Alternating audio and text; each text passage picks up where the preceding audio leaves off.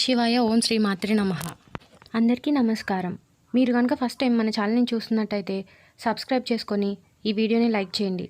అలాగే మీ వంతు సపోర్ట్ని మన ఛానల్కి ఇవ్వండి. వృశ్చిక రాశి వారికి జరిగే శుభ అశుభ ఫలితాలను తెలుసుకోవడం కోసం ఈ వీడియోని చివరి వరకు చూడండి.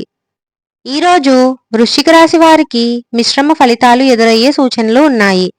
ఉత్సాహంగా ప్రారంభమైన పనుల్లో కొంత జాప్యం లేదా అడ్డంకులు రావచ్చు. అందులో ధైర్యాన్ని కోల్పోకుండా పట్టుదలతో ముందుకెళ్తే విజయాన్ని అందుకోవచ్చు. ముఖ్యమైన ఒప్పందాలు, ఆర్థిక లావాదేవీల్లో జాగ్రత్త వ్యవహరించాలి. కొత్త పెట్టుబడులకు ఇది అనుకూల సమయం కాదు.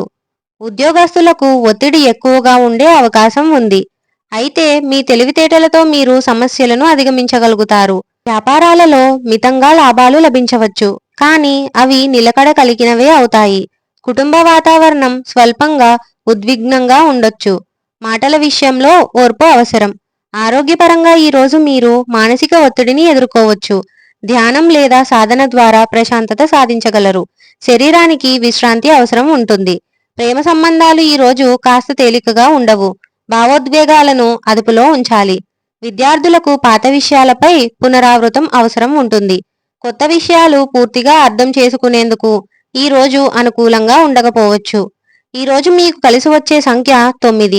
కలిసి వచ్చే రంగు ఎరుపు. ఈ రోజు మీరు సుబ్రహ్మణ్య స్వామిని ఆరాధించడం వల్ల అనుకూలంగా ఉంటుంది. ఓం శరం శరావతాయ నమః అనే మంత్రాన్ని 11 సార్లు జపించండి.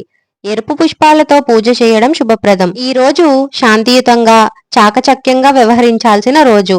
అప్రమత్తంగా ప్రవర్తిస్తే మీకు అనుకూలతలు పెరుగుతాయి. ఈ వీడియో కనుక మీకు నచ్చినట్టయితే ఈ వీడియోని లైక్ చేసి మీ ఫ్రెండ్స్ అండ్ ఫ్యామిలీ మెంబర్స్కి షేర్ చేయండి. అలాగే మన ఛానల్ను సబ్స్క్రైబ్ చేసుకోండి.